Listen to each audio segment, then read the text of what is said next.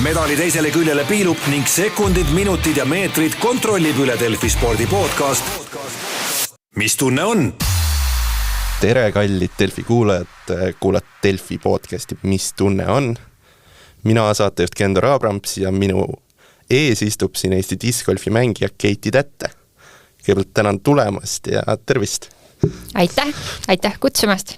Ma saan aru, et selline natukene rahulikum aeg on nüüd käes, et hooaeg lõppenud ja oled mingis mõttes saanud selle jala gaasipedaalilt maha. Ja täpselt nii, viimane nädal on küll ainult puhkus olnud. Kuidas siin Eestis on, et ilm on tegelikult päris selline nüri ja sombune, et USA's see viimane periood, ma eeldan, et see oli selline mõnus suveilmel tegelikult.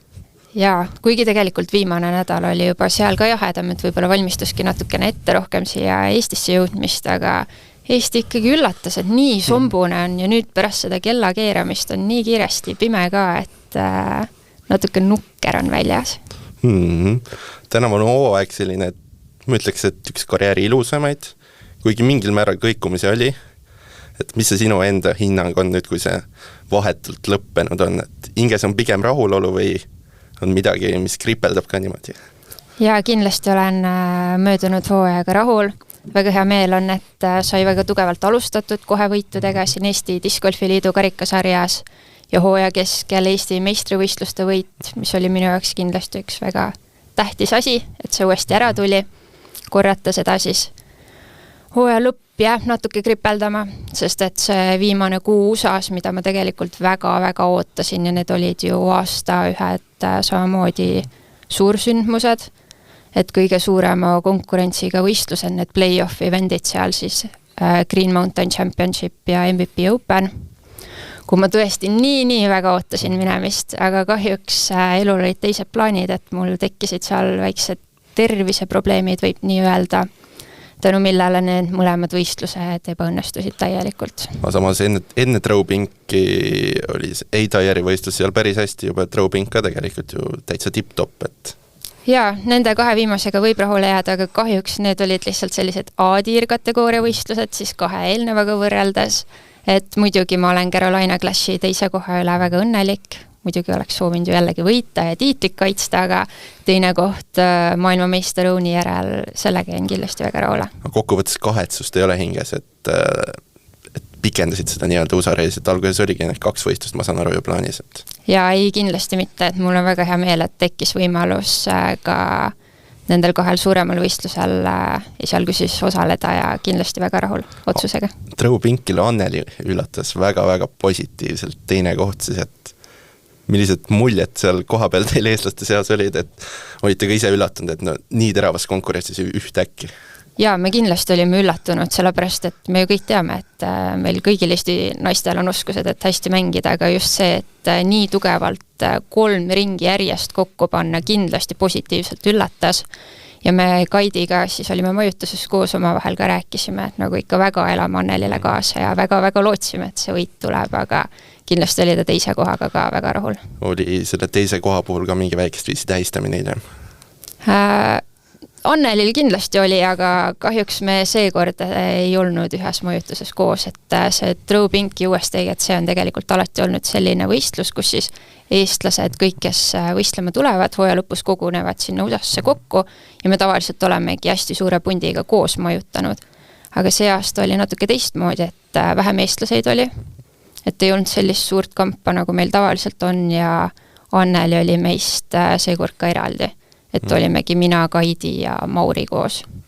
Ja kokku meid vist oligi siis ainult 4 eestlast sellel võistlusel see aasta. No kokkuvõttes MM-i 10. koht, koduse Majori 8. profituuril mitu esikümne kohta EM-i 7. Et mida sa kõige eredamalt sellest listist välja tooksid, mis on sinu enda jaoks kõige südamelähedasem? Kindlasti ma usun see MM-i 10. koht, et nagu ma ka MM-i ajal rääkisin, siis 2 aastat tagasi, kui MM-il sai käidud, siis üllatasin ennastki, sain 11. koha, aga väga jäi kripeldama see, et see 1 koht jäi puudu top 10, et ma saaks ikkagi öelda, et ma olen MM-il top 10 olnud, et see kindlasti oli minu jaoks üks suur ja tähtis saavutus. Elamuste mõttes ma julgen ka väita, et top 1 hooaeg, et kodupubliku ees 1000 inimesed MM-il täpselt samamoodi, et midagi sellist ei ole, ma pakun, et sa varem kogenud. Jaa, kindlasti, et see võistlus, mis meile siia Tallinna Lauluväljakule toodi, just see, et mängida majorkategooria võistlust enda koduriigis, enda kodupubliku ees, see oli väga-väga võimsad emotsioonid. Aasta tegelikult ei alanud mitte kõige paremini sinu jaoks, et kui mu mälu ei peta, siis Gripiga olid päris pikalt Audis. Jah, ma olin selles mõttes Audis, aga ma võistlesin, et need hooaja algus esimesed Eesti Discgolfi Liidu karikaetapid, ma ju esimene oli Holstre Pollis, mäletan, mul oli palavik, võtsin tabletid sisse ja mängisin, tegelikult oli päris raske füüsiliselt, sest see Holstre Polli on kohe teine rada, vist oli siuke normaalne tõus ka, et kui jõuad sinna 3. raja tiile, siis võttis ikka kopsu natukene kokku, aga selles mõttes ma olin selleks ajaks, haigus oli möödunud, lihtsalt millegipärast see palavik ja nõrkus võttis nagu oma aega, et üle minna. Sellist kodus voodis olemist äkki ja ligistamist oli ka siis päris pikalt?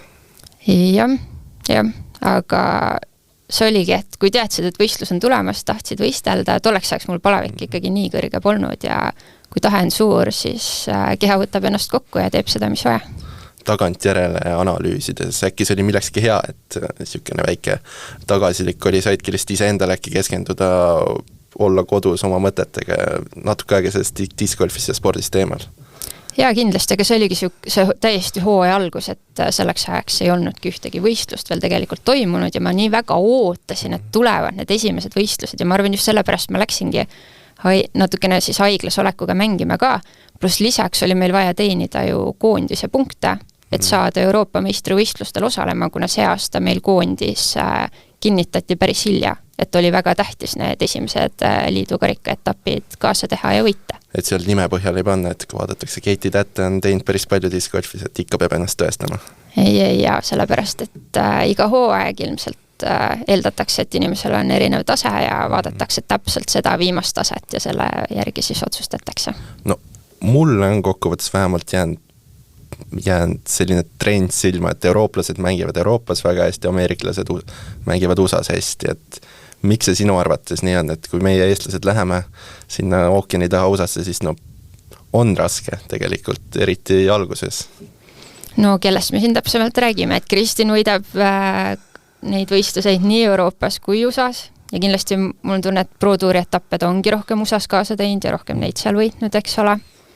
Anneli mängis ju meil Ameerikas väga hästi, aga võib-olla on just see, et ameeriklased mängivad natukene nõrgemalt siin Euroopas. Kuigi ma väga palju ei nõustuks selle väitega, sest kui me vaatame ikkagi Euroopa top naisi USAs, siis Silva, Evelina, Henna, kõik nad konkureerivad alati seal ikkagi top 10. Ma mõtlesin just selliseid uuemaid tulijaid, kes on Euroopas midagi saavutanud, näiteks Ida samamoodi, et ei tundnud midagi seal väga erilist. Ma arvan, et Ida on lihtsalt nii noor, et talle pandi või siis ta ise pani ka endale väga suured pinged peale sinna, kui sul on ainult üks võimalus minna USAsse ühte võistlust tegema, see on nagu hoopis teine tunne kui see, et sa terve aasta seal tuuritad ja oled harjunud. Sul võibki üks võistlus nii-öelda ebaõnnestuda, sa tead, järgmine nädal on juba uus, et sellest ei ole midagi hullu. Aga ma arvan, et Ida pool lihtsalt oligi raske ennast siis selleks üheks võistluseks nii-öelda ette valmistada. Raja kontseptsioonide mõttes ei ole mingit kolossaalset erinevust, et mida tehakse USAs, mida Euroopas? Väga palju ei ole, aga kui me räägime just sellest Throwbanki ja USDGC rajast, siis see on küll eriline. Et seal on ju sellised erireeglid tänu millele isegi meie PDG reitingud ei lähe reitingu arvestusse sisse, kuna seal võib ühel rajal tulla keskmisest suuremaid numbreid kergemini kui teistel radadel, just erireeglite poolest. Et seal on selliseid radu, kui sa viskad OB-sse, siis sa pead samast kohast uuesti viskama, et ei saa kuskilt sealt, kust välja läks jätkata. Ja niimoodi võivad osad inimesed mõtlematult endale päris suuri skoore teha. Ja see kultuur on ka kindlasti USAs discgolfi osas täiesti erinev, et kui me Eestis siin ja kõik teame, kes on Kristin Lätt, siis ma ei usu, et kui sa lähed USAs tänavalt kellegilt küsid, kes on Cannon Burr või Paul McBeth, siis kõik kehitaksid õlgu, ma arvan. Ja seda küll, kuna USA on lihtsalt nii palju suurem ja kindlasti. Aga radade poolest veel, kui võrrelda, siis ma ütleks, et naiste layoutid on seal kergemad kui Euroopas, lühemad just distantside poolest ja meestel on Euroopaga võrreldes just raskemad, et tõesti nagu pikemad rajad enamasti. Nüüd, kus seal USA-s oled käinud 2022-2023 pikalt tuuritasid, pärast seda niimoodi hooti, et leidub ka selleks aega, et no võtad ka aja maha, vaatad seda kohalikku kultuuri. Tegelikult väga palju aega ei jää selleks, et nüüd see viimanegi reis mul oli tegelikult plaane palju rohkem, kuna eelmine aasta kuuks ajaks nii pikaks ei läinud ja ma tean, et Mauril oli ka esimest korda nii pikalt olla, Kaidil samamoodi, siis mul tegelikult oli plaanid, sest mina olen ju nendes sihtkohtades käinud, ma tean kohti. Mul oli natuke plaane neid viia natuke rohkematesse kohtadesse, et just näidata seda Ameerikat, linnu erinevaid, aga kahjuks lihtsalt ei jätku energiat, et võib-olla aega isegi oleks. Aga kui sa teed oma treeningringe, võistlusringe, meie võib-olla siis peale, kuna naised mängivad hommikul, siis peale enda ringi käime veel Maurile kaasa elamas või siis meeste nii-öelda leaderpooli vaatamas, et lihtsalt ei jää energiat enam. Milleks aega jagus siis, kui üldse jagus? Esimene nädal ma ütleks, et me isegi seiklesime kõige rohkem, kuna me olime Vermonti osariigis, mis oli väga-väga ilus koht, hästi palju mägesid, selliseid väikseid kosekesi, ojasid, mida nii-öelda avastada, et ma ütleks, seal me seiklesime kõige rohkem ringi. Ja see vastuvõtt, ma eeldan Eesti mängijatele, kes niimoodi mõneks võistluseks tulevad, on, ma arvan, päris soe, et... Sa mõtled fännide poolt siis? Jah, just discgolfi kogukonnasse. Ja tegelikult on küll, et hästi paljud tulevad tänama, et aitäh, et tulete siit kaugelt siia meie juurde ja fännid on väga-väga soojad ja tegelikult ma isegi olen läbi aastat imestanud, kui palju fännid teavad meid. Nagu mina ei ole see, kes seal nii-öelda kaamerapuulis iga nädalaselt mängiks, aga ikka tulevad nii paljud minu ketastega, minu signatuurketastega tulevad kohe kaugelt hõikavad Keiti, tšau, on autogrammi, et see on nagu väga lahe. Mõneti üllatav isegi. Ja, pigem on üllatav ja positiivselt üllatav iga kord. Mis nüüd järgmisel hooajal hakkab saama, et eelmise aasta lõpus sa ei teadnud, mida see uus aasta toob, et praegu on mingisugused mõtted, plaanid paigas või kõik on veel nii lahtine? Ja see on iga aasta tegelikult, ma olen minu arust 2 aastat järjest rääkinud hooaja lõpus, et see oli viimane aasta. Ja eks tegelikult on mõtted ka seal pereloomise pool, et ma olen seda juba mitvele diski tuttavale öelnud, kui küsitakse, no mis järgmine aasta, siis ma ütlen, et no vanus on juba selline, et peaks pere poole vaatama, eks ole. Ja siis vaadatakse otsa ja öeldakse, et aga sa ei ole ju nii vana, et mis sa ajad? Siis kui ma ütlen, et ma olen 30, siis nagu öeldakse, no siis küll võib-olla, et tihtipeale inimesed ei mõtlegi tegelikult selle vanuse peale ja millegi pärast arvatakse, et olen noorem. Millal siin neid otsuseid asju oodata on? Ei, see lihtsalt kulgeb nii, nagu elu kulgeb ja vaatame. Ühesõnaga kettatootjatega siin veel mingid kokkulepped tehtud ei ole. Kuskil mulle jäi silma, et ligi 70% mängijatest 70% mängijad lõppevad lepingut selle hooaega. Ja, aga tead, minu tasemel mängijatele väga ei pakutagi mingeid väga professionaalseid lepinguid, et kui nüüd rääkida viimase 2 aasta lepingutest, siis tegelikult mul ei ole sponsori poolt väga suuri nõudmisi peale pandud ja samamoodi nad ei paku mulle väga palju, et ma olen siin tänu pigem siin need Euroopa ja USA reisid on tänu enda Eesti leitud sponsorite poolt sponsoreeritud ja minu enda sponsoril oli mulle nõue, et ma pean lihtsalt siukse, äkki see oli 15 võistlust hooaja peale tegema. Ja siin ei olnud nõuet, kas need on Ameerikas, kas need on Euroopas, need võivad vabalt olla ka Eestis. Et kuna mul siukseid suuri nõudmisi peale ei ole, siis mis see 15 võistlust ikka teha on? 2022-2023, kui sa tegid terve hooaja kaasa USA-s, siis oli see leping, ma eeldan ka teistsugune. Ja siis ma sain reaalselt igakuuliselt palka ja siis olid ka nõuded, et pidingi enamus aja USA-s olema ja võistlema seal. Ja siis pärast seda ma saan aru, et lihtsalt ei pakutud uut lepingut või tahtsid ise sellest nii-öelda karusselist maha tulla? Ma arvan, et see oli meie ühine arusaam, et nii nemad kui mina sain aru, et see terve aeg USA-s seal nende konkurentsis, et too hetk lihtsalt ei tundunud reaalne, et ma seal piisavalt hästi mängiks, et raha teenida, nii-öelda. Võib-olla seletad lahti, kuidas see kettatootjatega lepingu sõlmimine käib, et on nii, et nad tulevad ise, koputavad uksele, teevad mingi pakkumise või jääb mängijatel ka mingit mänguruumi selles osas, et ma arvan, et selleks, et ise midagi küsida, sa peadki olema väga kõval tasemel mängija, et mina hetkel ei kvalifitseeru sinna top appi, et minul oleks väga mingeid nõudmisi võimalik kuskil esitada.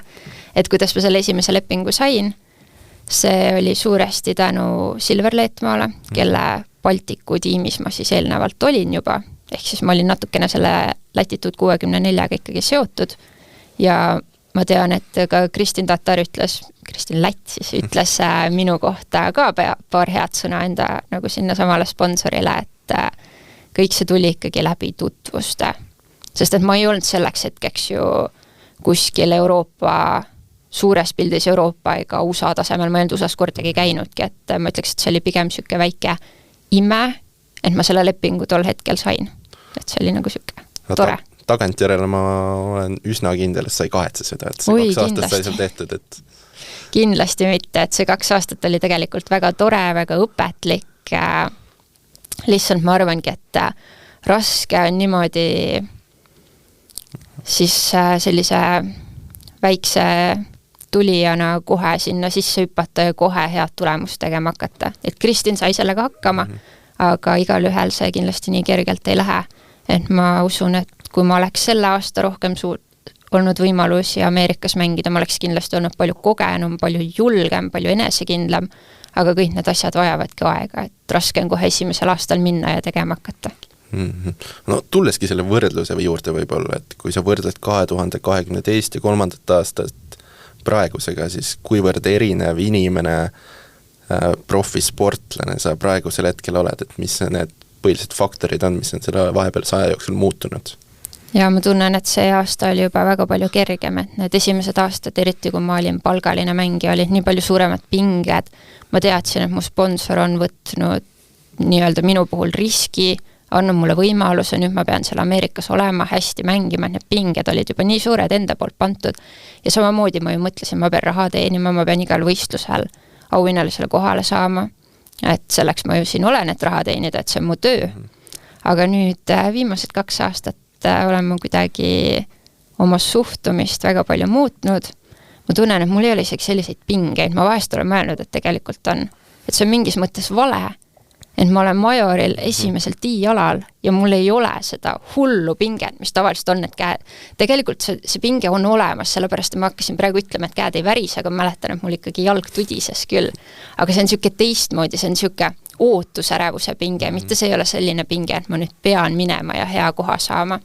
Et ma arvan, et just sellepärast ongi olnud viimastel aastatel kergem häid tulemusi teha, et ma olen need pinged endalt suutnud maha võtta. Ma lähen võistlema sellepärast, et mulle meeldib mängida, mulle meeldib võistelda, mulle meeldib häid tulemusi teha ja ma ei mõtle sellele, et ma nüüd pean sellega hullult raha teenima. Lihtsalt see tuleb kaasa. Just see nauding.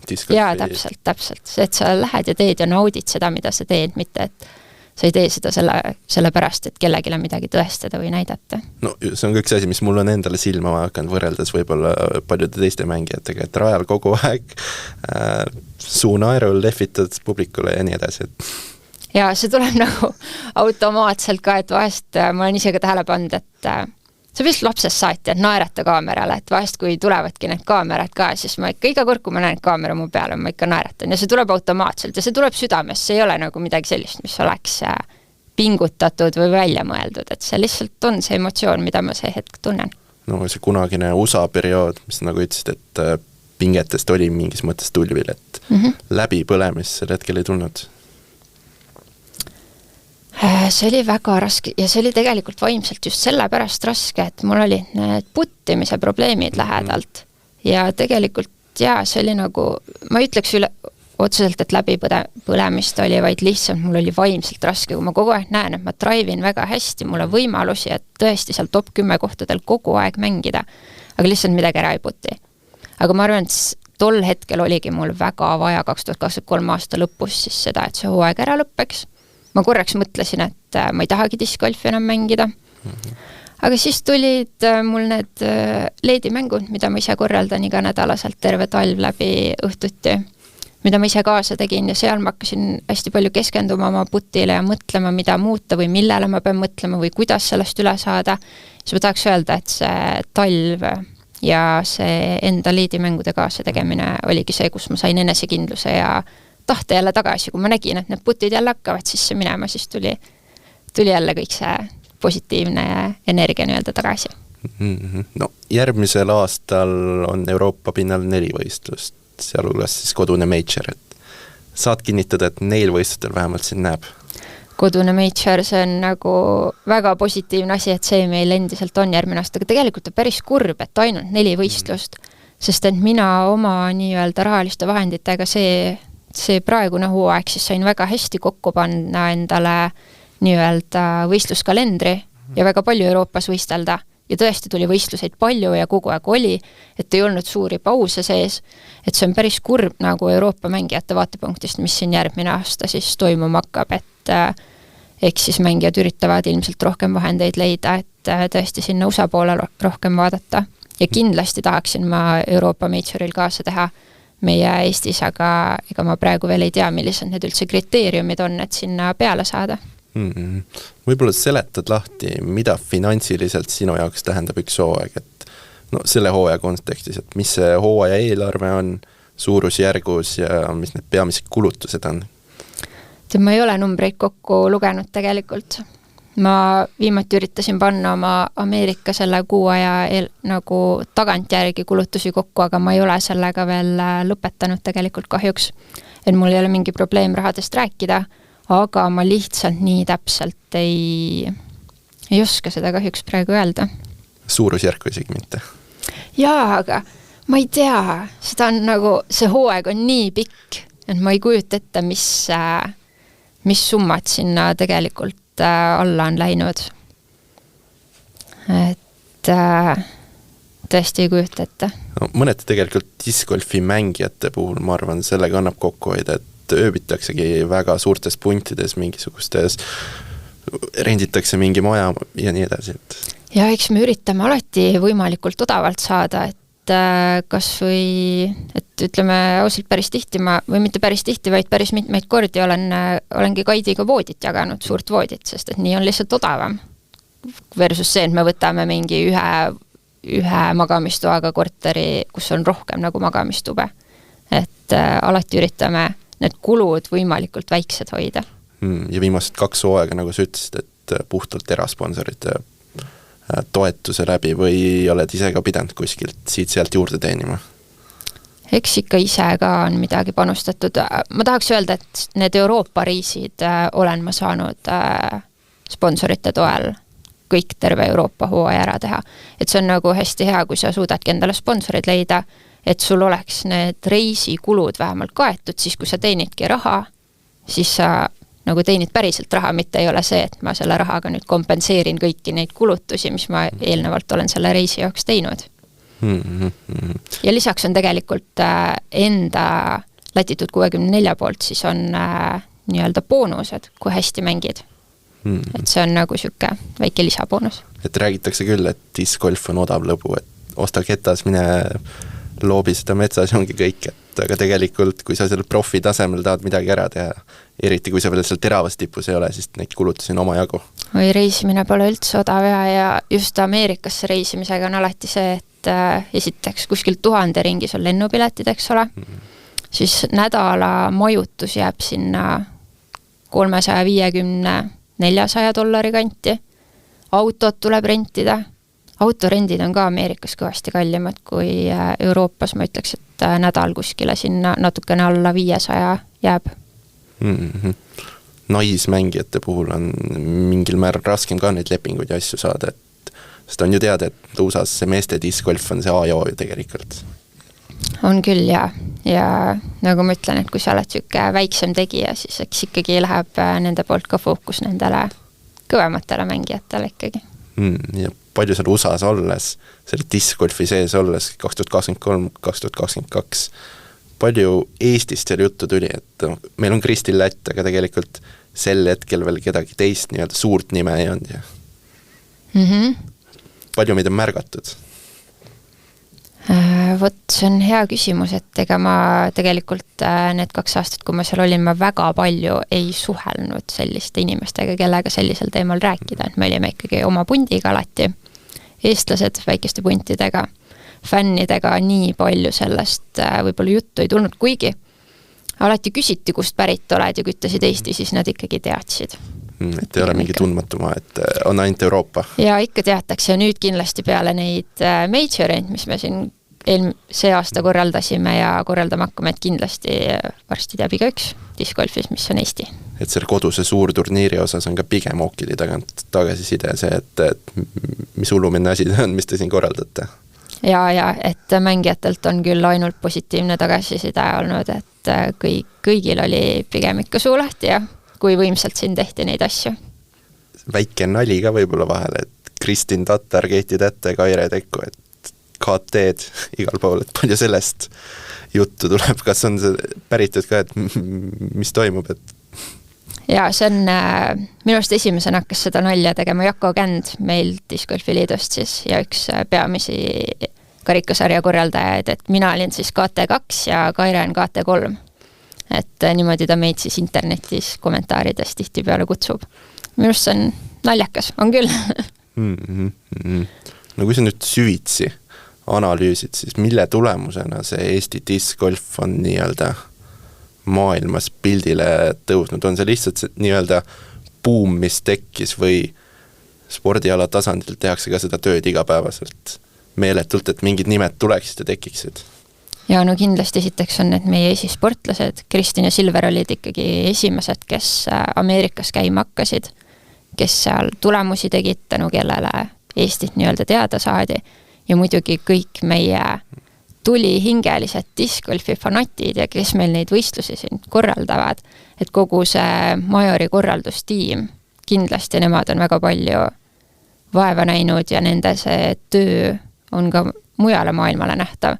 Ja samamoodi on meil discgolf fanaatik Tõnis Soppe siis, kes näeb väga palju vaeva, et igapäevaselt discgolfi nii-öelda sisu siis toota ja mul on väga hea meel näha, kui paljud alati ka Eestit ja eestlasi ja meie tegemisi seal kajastab enda lehele. Järveparki võib samamoodi. Ja, et kõik see, mis tema teeb, on ka kindlasti väga, väga tänuväärne töö.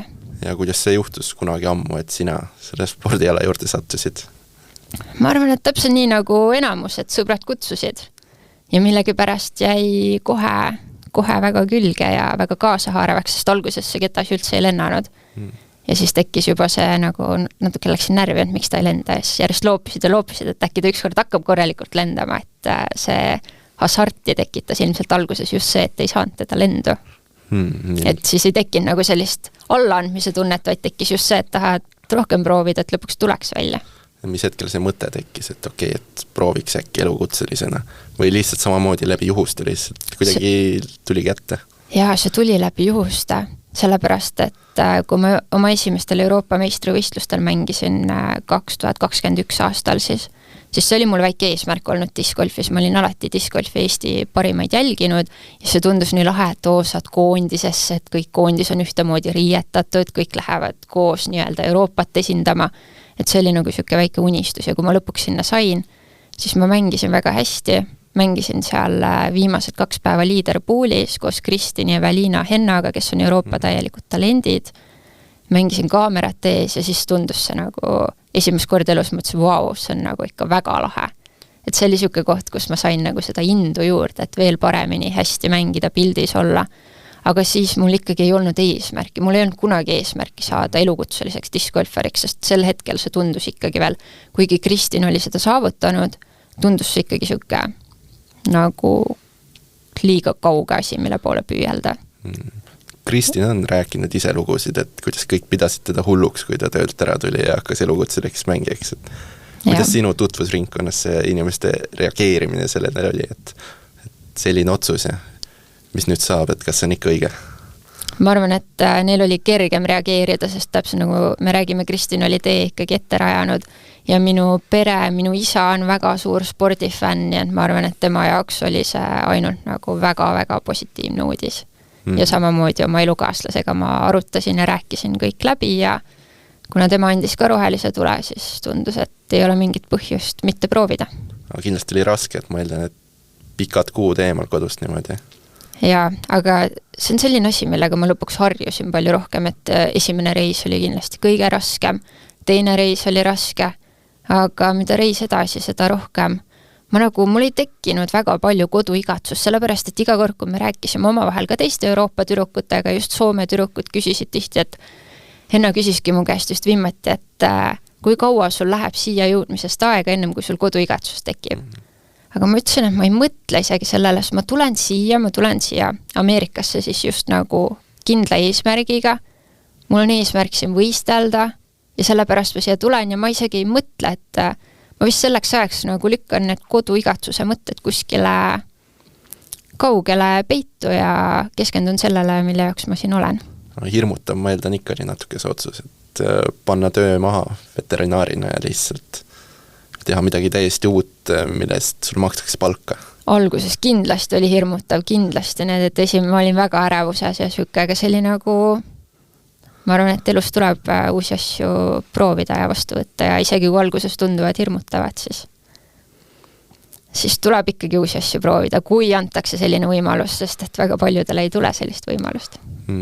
Kristini Silveri roll, ma arvan, et see on väga-väga-väga märgiline. Muidugi. Ma arvan, et mitte keegi meist praegu siis Euroopas või USAs käivatest discgolfi mängijatest ei oleks uskundki, et siuke asi võimalik on, kui nemad ei oleks seda teed nii-öelda ette näidanud. No just see sinu USA-sse mineku juures, et no, nagu sa oledki öelnud, nad võtsid su enda tiiva all. No muidugi, täpselt nii oligi. Ma olin nagu väike laps neil seal, mina ei teadnud Ameerikast, Ameerika ühiskonnast, nendest reeglitest, seal mitte midagi, mitte millegist, et tõesti nad olid nagu kohati nagu naljakas öelda, aga natukene nagu lapsevanemad mul seal, et sellised kogenumad ja targemad. Ja sellest tulenevalt tegid 1,5 kuud tagasi ka selle, no ütleme, üsna liigutava postituse, kui Kristin teatas, et no, ta see postitus oli ka muidugi selline, et väga raske oli midagi välja lugeda, aga ikkagi need sõnad, mis sa ütlesid, päris tähenduslikud. Jah, eks Kristin on mulle algusest peale olnud kõige suurem eeskuju, nagu ta on väga tähtis siin spordis ja muidugi mul oli kurb seda tema otsust siis nii-öelda vastu võtta, aga samas ma saan aru, et ja mul on väga hea meel, et ta tegi nii, nagu tema süda ja nii-öelda sisemine tahtmine ütles. Ja mul on tema üle hea meel. Mis need esimesed emotsioonid olid, kui sa avasidki Instagrami, nägid seda või olid sul kuskilt varem juba infokillud, et midagi sellist võib juhtuda? Ma teadsin seda enne selle uudise välja tulemist ja et ma olin Kristiniga sellel teemal rääkinud. Ja eks alguses korraks oli šokk, aga pärast seda tuli ikkagi see nii-öelda väike sai nagu rahulikult välja hingata, et mul oli hea meel ta üle. Mul oli hea meel, et ta tegi selle otsuse, et ta lõpuks mõtles enda peale, mitte sellele, mida ühiskond, sponsorid või keegi teine temast ootab, et mul oli väga hea meel ta üle. Oli ju tegelikult näha, et ta keha absoluutselt kõik karjub selle pausi järgi. Et... Jaa, täpselt. Et see oli, ma arvan, ainuõige otsus tema poolt.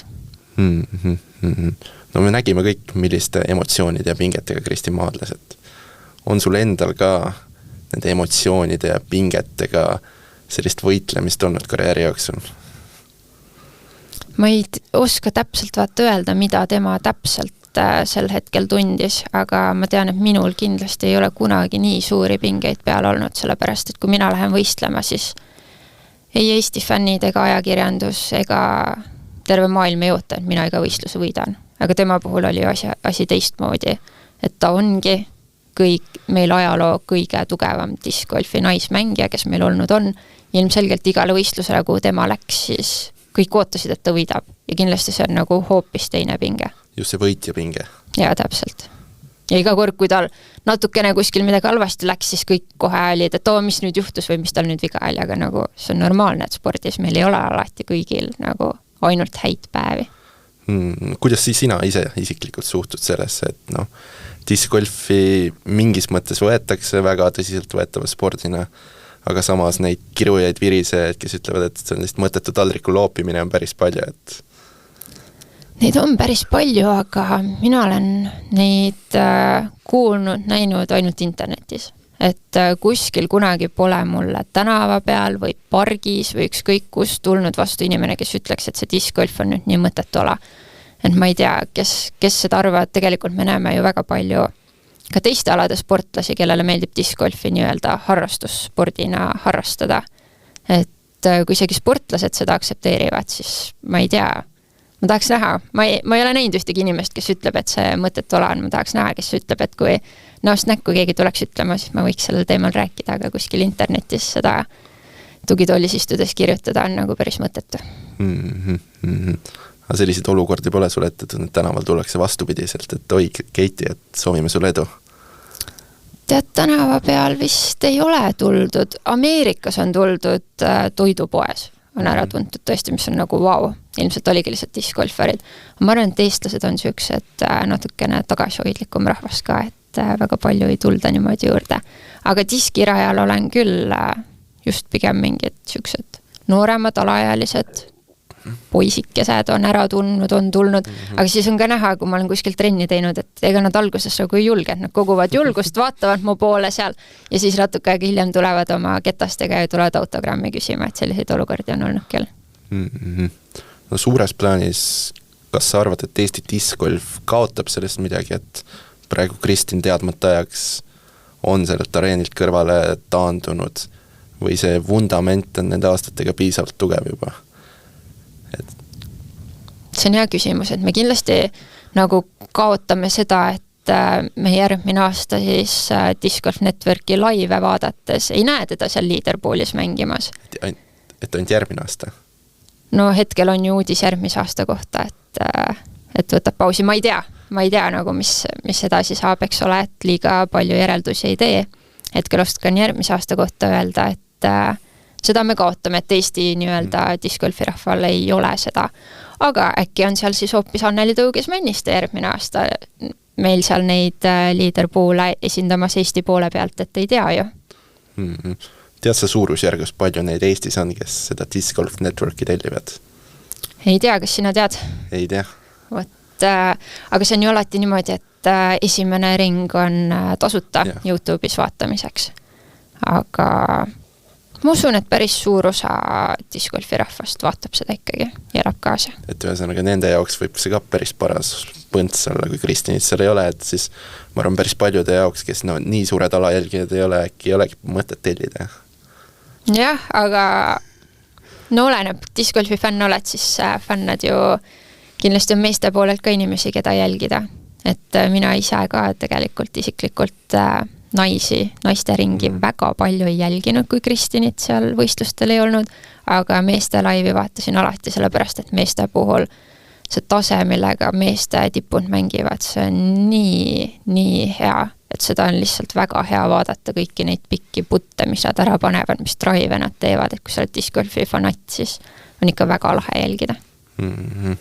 Sa oled korduvalt mulle erinevates intervjuudes mainid sõna putikartus, et on see just see nii-öelda märksõna, millega seonduvad sinu jaoks pinged seoses discgolfiga? See oli, ma olen sellest üle saanud, et putikartus oli minu jaoks just nendel 2 Ameerika hooaja aastal niimoodi, et kui ma drive'isin ennast näiteks 5 meetri peale birdie putile ja teised samal ajal veel puttisid, ma nägin oma ketas seal maas 5 meetri peal, siis mul päriselt nagu süda hakkas puperdama, ma vaatasin kella pealt, pulss oli 160, seisan koha peal, et võt see oli see kartus. Nii suur hirm, mis juhtub, kui ma mööda panen, kui tegelikult mitte midagi ei juhtu. Aga too hetk oli see väga-väga suur hirm. Ja sel ajal pigem seda ei eksisteerinud, kuigi MM-il mainisid mulle paar korda. Jaa, see hirm on kindlasti ära kadunud, sellest ma olen üle saanud, et eks vahest ikka juhtub, ma ei ole alati perfektne ja vahest kindlasti on mõnikord juhtunud, et viskan ka puhtalt mööda. Aga see tuleb pigem sellest, et tuleb mingi ebamugavus sisse, siis ma lähen kiirustades tegema, mõtlen, et ma teen kiirelt ära, siis saan sellest lahti. Aga kui ma selle ühe korra ära teen võistluse jooksul nüüd, vähemalt sellel aastal on niimoodi olnud, siis ma edasi võtan ennast kokku, keskendun rohkem, võtan rahulikumalt ja see läheb üle. Järgmise putti panen ära. Oskad sa seletada, et miks see on nii, et naistel see putt streigib ja kõigub palju rohkem kui meestel, et kui võtan Mauri Vilmani, no tema algpäev on see, et ta paneb sörkul ühest paar tükki mööda, aga naistel võib totaalselt taguneda ja viskadki korvist mööda mitu korda, nagu me näinud oleme. See on nagu hea küsimus, sest et tõesti naistel esineb seda protsentuaalselt nii palju rohkem ja ma ei tea, see lihtsalt on, ma arvan, et naiste ma ei ole piisavalt pädev, et kommenteerida seda sellisel tasemel, aga ma arvan, et naiste ja meeste mõtlemises või midagi on seal teistmoodi, et naised muretsevad rohkem, ma arvan. Just see, et meie muretseme, et mis juhtub, kui ma selle nüüd mööda panen ja ma arvan, et Mauri ei mõtlegi sellise asja peale, mis juhtub, kui ta mööda paneb. Mauri lihtsalt läheb ja paneb. Et ma arvan, et just see mõtlemine ja naiste poolt siis rohkem muretsemine olukordade üle on see, mis seda põhjustab. Tuleb selle mõttemaailmaga tööd ka teha, sellist vaimset? Ja kindlasti. Aga ma ei oska sellel puhul nagu ise väga nõuandeid anda, et kui minul olid need puttimise probleemid, siis ma tegelikult käisin mitmete erinevate inimestega rääkimas. Käisin spordipsühholoogi juures ja veel mingite inimeste juures, aga mina isiklikult nagu sellist pikaaegselt toimivat lahendust sealt ei saanud, sest ma tundsin, et lõpuks tunnen mina ise kõige paremini, mis minul toimib ja mis ei toimi, et eks oligi spordipsühholoog aitas mind suunata selle suunas, aga lõpuks, mis lahendused ma leidsin, olid ikkagi tuli minu enda seest. Nüüd järgmine hooaeg kodune suurturniir, ülejärgmine hooaeg täpselt samamoodi, ülejärgmine täpselt samamoodi, et on need sinu jaoks mingid motivaatorid, et siin seda tulevikku nii-öelda pikas plaanis plaanida või ei ole? Nagu sa ütlesid, tegelikult pereloomine on üks mõte. Ja ma ei tea, kas just motivaatorid, et mul on väga hea meel, et ma sain seal ühe esimese kohe ära kaasa teha, eks ole. Et see kogemus on ikkagi olemas ja discgolfi juurde jään ma nagu igal juhul, vahet pole, mis mul elu ette toob, et ma arvan, et ma olen elu lõpuni sellega seotud ja mängin nii palju ja võistlen kui võimalik ja kui palju elu nii-öelda lubab, aga kui ma ei peaks sellel võistlusel ise võistlejana osalema, siis ma olen kohal kindlasti.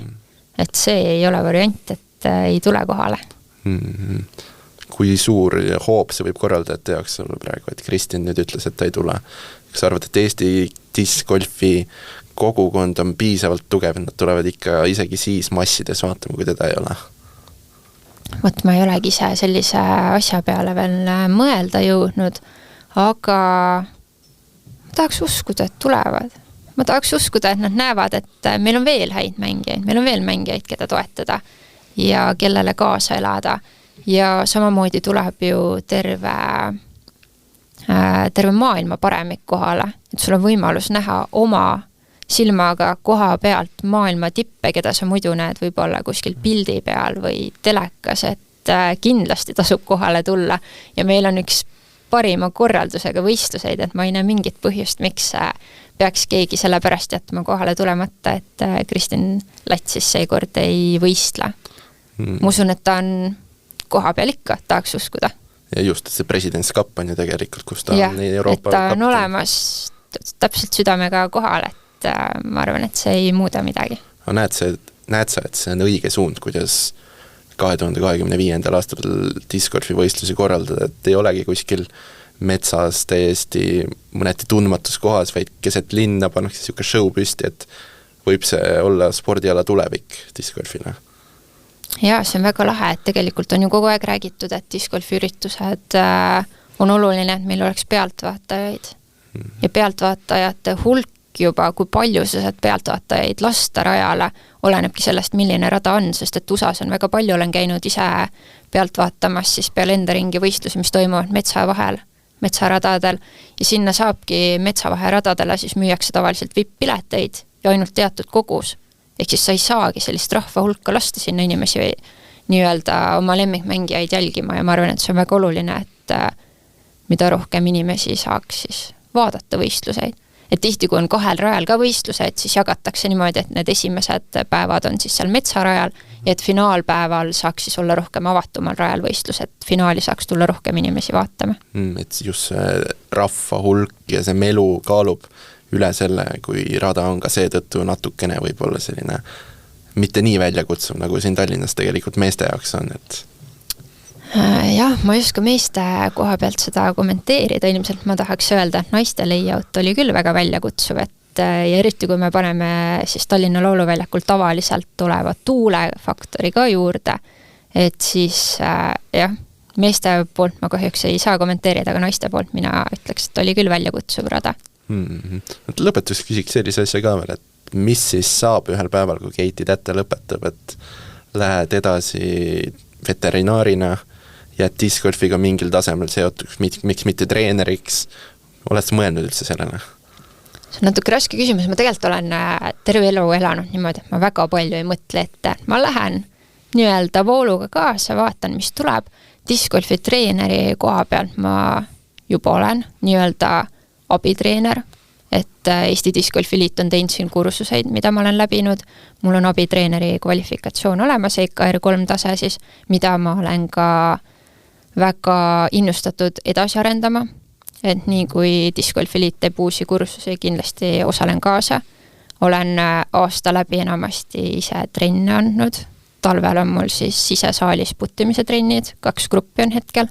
Ja nii palju kui hooaja kõrvalt aega on, olen suviti teinud platsitrenne ka ja koolitusi, eratrenne, et tegelikult see on ka suund, mille poole vaadata ja, sest et kui mul on teadmised, siis mulle meeldib neid ka edasi anda.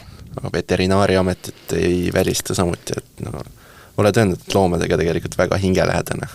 Loomadega on väga hingelähedane, aga nüüd, kui ma tagantjärele mõtlen, kui stressirohke see amet on, siis ma ei tea, kas see on midagi, millega ma tulevikus tahan tegeleda. Et ma ei välista seda, aga see ei tundu nagu see nii-öelda asi, mille poole praegu vaadata.